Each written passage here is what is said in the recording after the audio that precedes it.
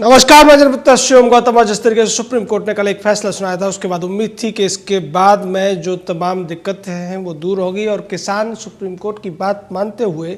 अब समाधान की तरफ कदम आगे बढ़ाएंगे। लेकिन जैसे जैसे ये खबर सामने आई, उसके बाद किसानों ने इस फैसले में खामियां ढूंढना शुरू कर दिया। पहले तो किसानों ने कहा किसानों की ये जीत है, लेकिन बाद में उनको जब समझ में आया कि अब उन्हें कमेटी के सामने उन सारी चीज़ों को तार्किक रूप से बताना पड़ेगा जिसके नाम पर वो इतना विवाद कर रहे हैं, इतना गतिरोध पैदा कर रहे हैं, जिसको बताने से वो कतराते रहे हैं। किसानों की तरफ से बार बार ये कहा जाता रहा था कि वो इन कानूनों को बदले जाने की नहीं बल्कि हटाए जाने की मांग कर रहे हैं। लेकिन सुप्रीम कोर्ट ने कहा कि 4 सदस्यीय एक कमेटी बनाई जा रही है और इसके सामने किसान अपनी बातों को रखें, अपने मुद्दों को रखें। कमेटी भी उन्हें समझाने का प्रयास करेगी, लेकिन अगर उसके बावजूद भी उनके कुछ मुद्दे हैं तो कमेटी रिपोर्ट देगी सुप्रीम कोर्ट में और उसके आधार पर आगे सुप्रीम कोर्ट फैसला लेगा। तब तक के लिए तीनों कानूनों का जो क्रियान्वयन है, जो उनका अमल है, उस पर रोक लगा दी गई है।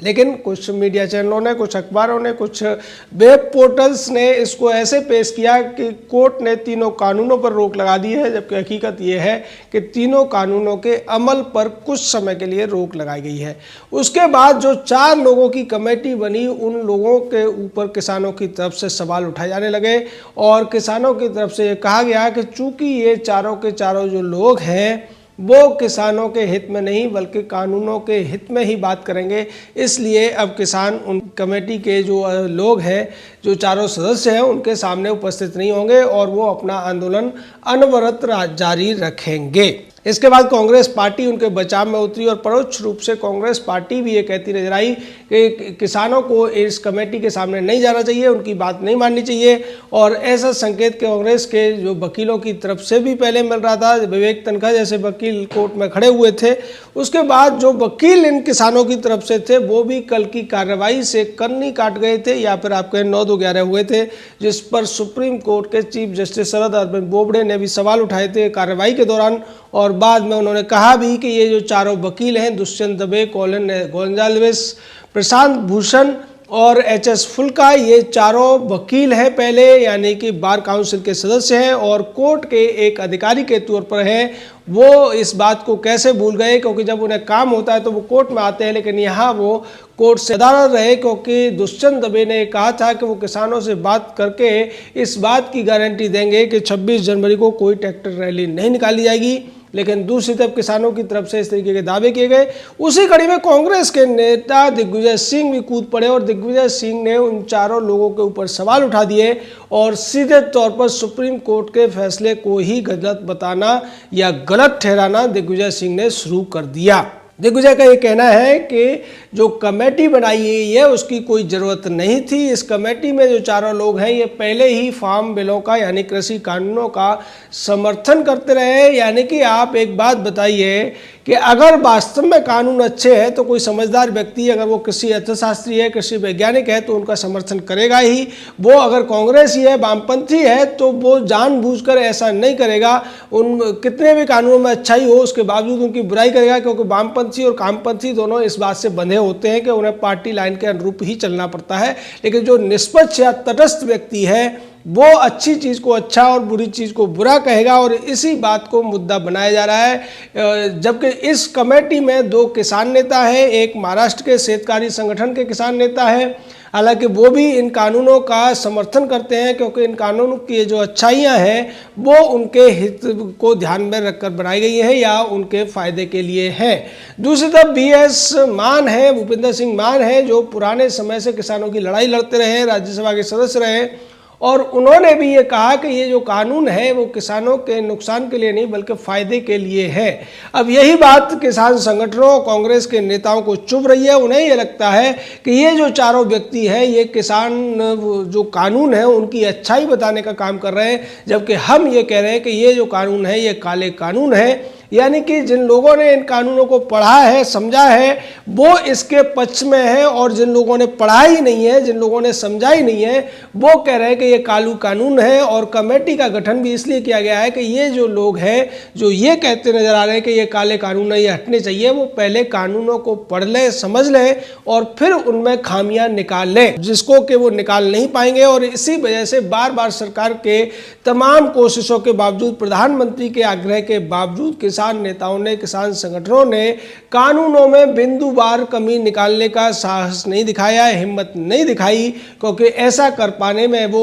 इतने महीने के बाद सक्षम नहीं हो पाए थे। कांग्रेस के पास भी वकीलों की एक बड़ी फौज है, एक विशेषज्ञों की टीम है, उसके बावजूद कांग्रेस पार्टी भी जब से ये कानून पास हुए हैं तब से इन कानूनों में क्लॉज बाई क्लॉज या बिंदुवार तरीके से खामी साबित कर पाने में नाकाम रही है। अगर इन कानूनों में वास्तव में कोई खामी रही होती तो अभिषेक मनु सिंघवी और कपिल सिब्बल जैसे वकील या आनंद शर्मा जैसे वकील जो मंत्री भी रह चुके हैं, वो निश्चित तौर पर इन कानूनों का पोस्टमार्टम कर चुके होते और इनमें तमाम खामियां बता चुके होते, या उन खामियों को किसान संगठनों को समझा चुके होते। लेकिन ऐसा वो नहीं कर पाए, क्योंकि ये जो कानून बनाए गए हैं वो किसानों के हित में ही है और उनसे किसानों का कोई नुकसान नहीं होने वाला है। लेकिन चूंकि राजनीति इसी मुद्दे पर हो रही है, राजनीति का मुद्दा ही यही है, और इसी मुद्दे के बहाने विपक्ष और खासकर कांग्रेस, कम्युनिस्ट पार्टियां ये चाहती हैं कि सरकार को 6 साल के अंदर जिसे वो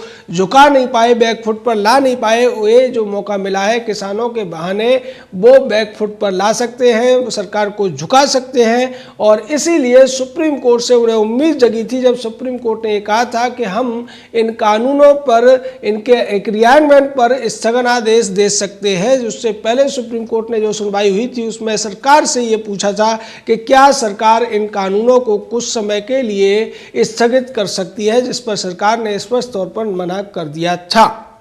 लेकिन उसके बावजूद सुप्रीम कोर्ट ने तमाम जो संवैधानिक उपबंधों के खिलाफ न होते हुए भी इन कानूनों को किसानों को दिलासा देने के लिए स्थगित कराया केंद्र सरकार से, और केंद्र सरकार ने उसको मान भी लिया, लेकिन आपत्ति के साथ। उसके बावजूद इस तरीके की जो बातें अब किसान संगठनों की तरफ से की जा रही है, और जो इसके साथ साथ जो किसान संगठनों की या किसान के समर्थकों की जो प्रतिक्रियाएं हैं वो भी बेहद हास्यास्पद नजर आती है।